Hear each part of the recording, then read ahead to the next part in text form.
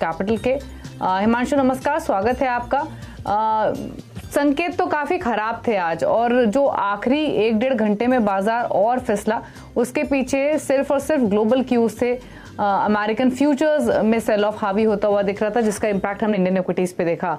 अभी अगर यहाँ से फर्दर स्लिप होते हैं मार्केट्स, तो सपोर्ट आप कहाँ देख रहे हैं, और आज की गिरावट के बाद अपने क्लाइंट्स को क्या सजेस्ट कर रहे हैं मार्केट आउटलुक वाइज या फिर इंडेक्स वाइज? जी दीपाली जी, गुड इवनिंग, शुक्रिया।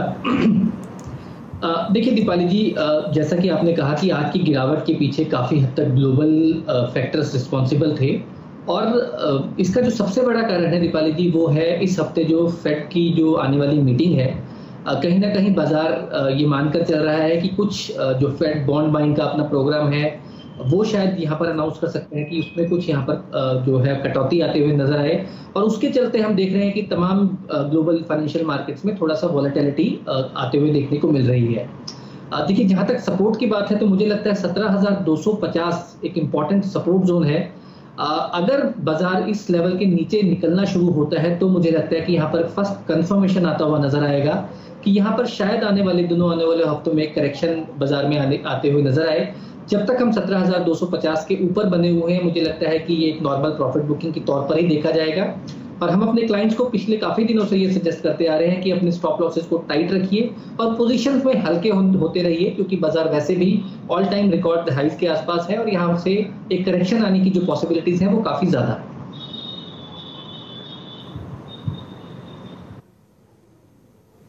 ठीक है, तो थोड़ा सा अलर्ट रहिए। वैसे भी बाजार एक तरफा चला है, और जब पुनः वसूली दिख रही हो, सेंटिमेंट्स बिगड़े हुए हो, तो थोड़ा कॉशियस रहने में कोई बुराई नहीं है। लेकिन चलिए अब क्वेश्चंस को करते हैं शामिल। आप अपने सवाल हमें फेसबुक, ट्विटर पर भी भेज सकते हैं। व्हाट्सएप के जरिए जो क्वेरीज हमें मिली उनको करते हैं शामिल। पहला सवाल है बालू मिसल का, मुंबई से। बालू जी नमस्कार, बताइए कौन सा स्टॉक है आपके पास, क्या जानना है? जी नमस्कार मैम, मेरे पास जो है टीएन पेट्रो के 900 शेयर्स हैं at the rate of 134 rupees. तो जस्ट वांटेड टू चेक, मैं 3 से 4 महीने और रुक सकता हूँ, तो जस्ट वांटेड टू चेक कि मैं और रुकूं इसमें, there is the future in this share और not. Hello, first source solution, in fact अच्छे लेवल की आपकी एंट्री है, क्योंकि अच्छे मुनाफे में आप बैठे हुए हैं। टीएनपीएल का जो आपने जिक्र किया उस पर भी राय ले लेते हैं। जो आपने डिटेल्स में फर्स्ट सोर्स के बारे में भेजी थी उस पर भी कमेंट ले लेते हैं। आपने सवाल सुना हिमांशु, टीएनपीएल का तमिलनाडु न्यूट्रिएंट का इन्होंने अभी जिक्र किया, लेकिन फर्स्ट सोर्स भी इनके पास है। एक में इनको प्रॉफिट्स अच्छे हो रहे हैं, दूसरे को लेकर थोड़े से चिंतित हैं।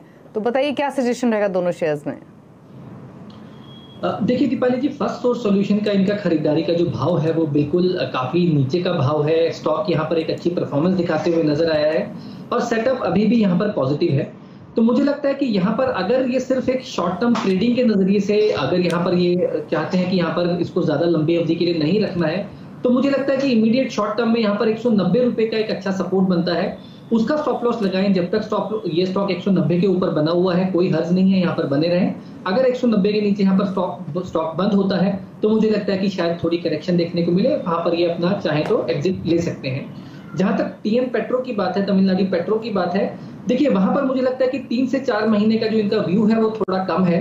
हालांकि stock medium to long term के पर्सपेक्टिव से काफी पॉजिटिव है, लेकिन जो फिलहाल यहाँ पर टेक्निकल सेटअप है उसको देखते हुए लगता है कि स्टॉक शायद एक करेक्टिव मोड में आते हुए नजर आए, और लोअर लेवल्स लगभग 100 से 90 रुपए तक भी आप पर आने वाले समय में देखने को मिले।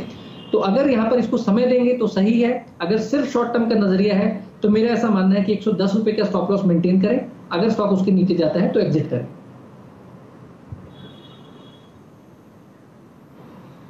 ठीक है।